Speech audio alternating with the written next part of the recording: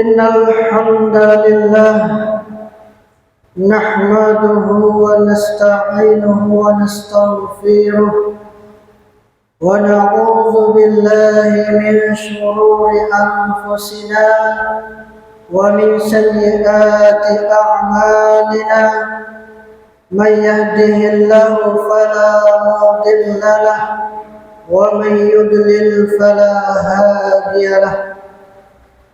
أشهد أن لا إله إلا الله وحده لا شريك له وأشهد أن محمدا عبده ورسوله لا نبي ولا رسول بعده.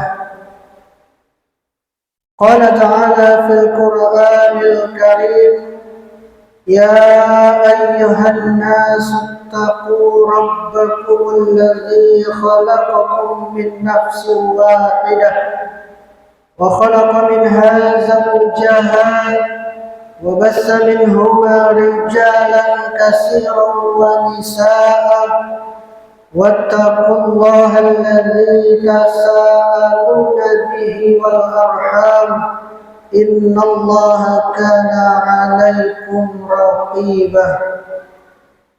وقال أيضا: ولكل وجهة هو موليها فاستبقوا الخيرات أينما تكونوا يأتي بكم الله جميعا إن الله على كل شيء قدير. Jemaah-jemaah yang dirahmati Allah Subhanahu wa taala. Pertama, sebagai khatib, saya mengingatkan kepada diri pribadi dan jamaah semuanya, marilah senantiasa untuk selalu meningkatkan ketakwaan kita kepada Allah Subhanahu wa taala dengan cara meningkatkan ibadah kita dan secara mutlak meninggalkan segala larangannya. Tidak lupa juga, marilah senantiasa menghaturkan kesyukuran kita atas segala nikmat dari Allah Subhanahu wa taala, terlebih nikmat yang berupa iman dan Islam. Salawat dan salam semoga senantiasa dilimpahkan kepada suri tauladan kita Rasulullah Muhammad sallallahu alaihi wasallam beserta keluarga, para sahabat dan seluruh umatnya yang senantiasa mengikuti risalahnya. Jemaah-jemaah yang dirahmati Allah Subhanahu wa taala, dalam kehidupan berumah tangga, betapapun harmonisnya hubungan antara suami dan istri, betapapun mapannya kondisi ekonomi, rumah yang mewah, kendaraan yang mewah, serta harta yang berlimpah, semuanya belum tentu menghadirkan kebahagiaan yang sempurna. Seringkali ada satu hal yang dirasakan sangat kurang, kehadiran anak keturunan. Karena itu tidak sedikit pasangan yang rela berkorban apa saja demi mendapatkan buah hati. Namun jemaah yang dirahmati Allah Subhanahu wa taala, perlu kita sadari bahwa memiliki anak bukanlah jaminan kebahagiaan. Banyak orang tua justru diuji dengan perilaku anak-anaknya. Bahkan ada yang sampai merasa malu, merasa kecewa dan tersakiti oleh darah dagingnya sendiri. Allah Subhanahu wa taala telah mengingatkan di dalam firman-Nya, A'udzu billahi minasy syaithanir rajim. Ya ayyuhalladzina amanu inna min azwajikum wa auladikum aduwwan lakum fahdharuhum Wahai orang-orang yang beriman, sesungguhnya di antara istri-istrimu dan anak-anakmu ada yang menjadi musuh bagimu, maka berhati-hatilah terhadap mereka. Quran Surah At-Taghabun ayat 14. Ayat ini bukan untuk menumbuhkan suatu kebencian, tetapi sebagai peringatan bagi kita bahwa keluarga bisa menjadi jalan menuju surga atau justru sebaliknya menjadikan jalan menuju neraka. Jamaah yang dimuliakan Allah Subhanahu wa taala, Al-Qur'an memberikan pelajaran yang sangat dalam melalui dua kisah yang kontras. Kisah yang pertama adalah tentang ketaatan yang luar biasa dari seorang anak, yaitu Nabi Ismail alaihi salam. Allah berfirman, "Qala ya bunayya inni ara fil manami anni azbahuka fanzur madza tara." Wahai anakku, sesungguhnya aku bermimpi bahwa aku menyembelihmu, maka pikirkanlah bagaimana pendapatmu.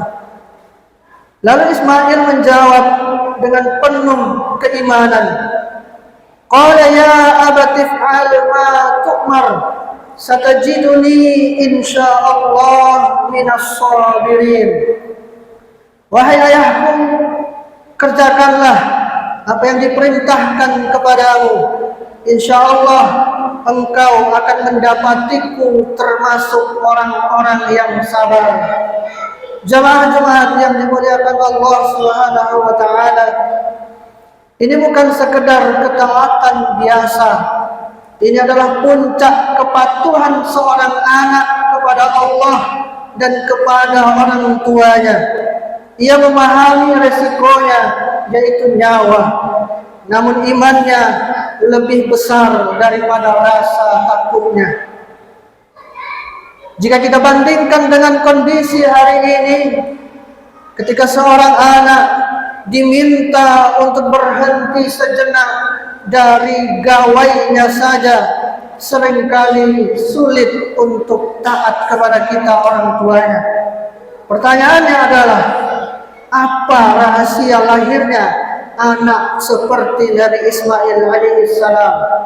Salah satu jawabannya adalah kualitas dari orang tuanya, khususnya sang ibunda. Ismail dibesarkan oleh seorang wanita agung penuh dengan keimanan, yaitu ibunda Siti Hajar.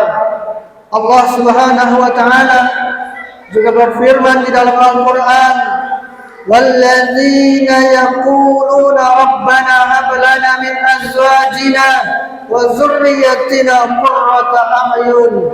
Dan orang-orang yang berkata, "Ya Rabb kami, anugerahkanlah kepada kami pasangan dan keturunan sebagai penyejuk hati." Qurrata a'yun. Quran Surah Al-Furqan ayat 74. Jemaah-jemaah yang dimuliakan Allah Subhanahu wa taala, kisah kedua yang digambarkan oleh Allah adalah kebalikan dari kisah yang pertama, yaitu kisah dari anak Nabi Nuh alaihi salam. Ketika banjir besar melanda, Nabi Nuh memanggil anaknya, "Ya bunayya irkab ma'ana wala takun ma'al kafirin." Wahai anakku, naiklah bersama kami dan janganlah engkau bersama orang-orang kafir. Namun dengan penuh kesombongan, dengan nada yang begitu sombong, anak Nabi Nuh menjawab, "Sa'awi ila jabalin yaqsimuni minal ma'." Aku akan berlindung ke gunung yang dapat menyelamatkanku dari air. Lalu Nabi Nuh berkata, "La hasimal yawma min amrillahi illa man rahim." Tidak ada yang dapat melindungi hari ini dari azab Allah selain orang yang dirahmatinya. Dan akhirnya anak Nabi Nuh pun tenggelam oleh banjir yang besar. Jamaah salat Jumat yang dirahmati Allah Subhanahu wa taala, padahal ayahnya adalah seorang nabi, namun itu tidak menjamin keselamatan anaknya. Mengapa demikian? Allah memberikan petunjuk di dalam firman-Nya, "Daraballahu masalan lilladzina kafaru imra'atan Nuh." Allah membuat perumpamaan bagi orang-orang kafir, yaitu istrinya Nabi Nuh. Ini menunjukkan bahwa lingkungan keluarga, terutama peran seorang ibunda, sangat besar pengaruhnya terhadap pembentukan anak. Dari dua kisah ini kita belajar bahwa anak yang soleh tidak lahir secara kebetulan. Ia adalah hasil dari iman, hasil dari pendidikan, dan hasil dari lingkungan yang benar, dan dimulai dari pemilihan pasangan yang tepat. Rasulullah sallallahu alaihi wasallam bersabda, "Tunkahul mar'atu li arba', limaliha wa lihasabiha wa lijamaliha wa lidiniha, fadfar bizatid dini taribat yadak." Wanita dinikahi karena 4 perkara. Karena hartanya, kemudian keturunannya, kecantikannya, dan agamanya. Maka pilihlah wanita yang taat beragama, niscaya engkau akan beruntung. Hadis riwayat Bukhari dan Muslim. Maka jamaah Jumat yang dirahmati Allah Subhanahu wa taala, berhati-hatilah dalam memilih pasangan hidup. Jangan sampai kecantikan dan harta mengalahkan pertimbangan agama. Marilah kita tingkatkan ketakwaan kita kepada Allah Subhanahu wa taala. Ketahuilah bahwa setiap kita adalah pemimpin, dan setiap pemimpin akan dimintai pertanggungjawaban. Rasulullah sallallahu alaihi wasallam bersabda, "Kullukum ra'in wa kullukum mas'ulun 'an ra'iyatih." Setiap kalian adalah pemimpin, dan setiap kalian akan dimintai pertanggungjawabannya atas yang dipimpinnya. Hadis riwayat Bukhari dan Muslim. Seorang suami adalah pemimpin dalam keluarganya. Seorang ayah bertanggung jawab atas anak-anaknya. Allah Subhanahu wa taala berfirman, "Ya ayyuhalladzina amanu qu anfusakum wa ahlikum nar." Wahai orang-orang yang beriman, peliharalah dirimu dan keluargamu dari api neraka. Quran surah At-Tahrim ayat 6. Jamaah Jumat yang dimuliakan Allah Subhanahu wa taala, ini adalah perintah yang tegas. Didik keluarga kita dengan agama. Bagi yang belum menikah, pilihlah pasangan yang kuat agamanya. Bagi yang sudah menikah, bimbinglah keluarganya dengan ilmu dan ketakwaan kepada Allah Subhanahu wa taala. Sebab kelak di akhirat tidak ada seorang pun yang rela menanggung dosanya sendiri. Bahkan keluarga bisa saling menuntut. Allah Subhanahu wa taala berfirman, "Rabbana haula'i adalluna fa'atihim azaban dhi'fan minan nar." Dan mereka berkata, "Ya Rabb kami, siapa saja yang menyesatkan kami, maka timpakanlah kepadanya azab 2 kali lipat." Quran surah Al-A'raf ayat 38. Nauzubillahi min dzalik. Jamaah Jumat yang dirahmati Allah Subhanahu wa taala, jangan sampai keluarga yang kita cintai menjadi sebab kesengsaraan kita di akhirat kelak. Sebaliknya, jadikanlah keluarga kita sebagai jalan untuk menuju surganya Allah Subhanahu wa taala.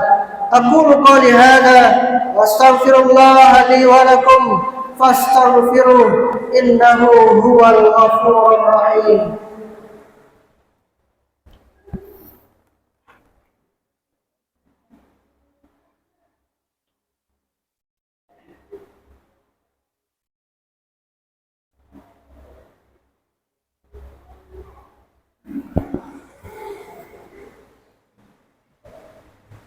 Alhamdulillah wassalatu wassalamu ala Rasulillah wala haula wala quwwata illa billah. Asyhadu an la ilaha illallah wahdahu la syarika lah wa asyhadu anna Muhammadan abduhu wa rasuluh. Allahumma salli wa sallim wa barik ala Muhammad wa ala alihi wa ashabihi wa man tabi'a hudahu ila yaumil qiyamah. Ma'asyiral muslimin, arsyadakumullah, usikum wa iyaya bitaqwallah. Amma ba'du, innallaha wa malaikatahu yusalluna 'alan nabi. Ya ayyuhalladzina amanu sallu 'alaihi wa sallimu taslima. Allahumma salli 'ala Muhammad wa 'ala ali Muhammad kama sallaita 'ala Ibrahim wa ali Ibrahim wa barik 'ala Muhammad wa 'ala ali Muhammad kama barakta 'ala Ibrahim wa ali Ibrahim innaka Hamidum Majid. Allahumma ighfir lil muslimina wal muslimat wal mu'minina wal mu'minat al ahya'i minhum wal amwat innaka sami'un qaribun mujibud da'wat wa ya qadiyal hajat. Rabbana ighfir lana wa liwalidayna warhamhuma kama rabbayana shighara. Rabbana ighfir lana wa liikhwanina alladhina sabaquna bil iman wa la taj'al fi qulubina ghillan lil ladzina amanu rabbana innaka ra'ufur rahim. Rabbana hab lana min azwajina wa dhurriyyatina qurrata a'yun waj'alna lil muttaqina imama. Rabbana atina fid dunya hasanah wa fil akhirati hasanah wa qina azaban nar. Subhana rabbika rabbil izzati amma yasifun wa salamun 'alal mursalin walhamdulillahi rabbil alamin. Aqimis shalah.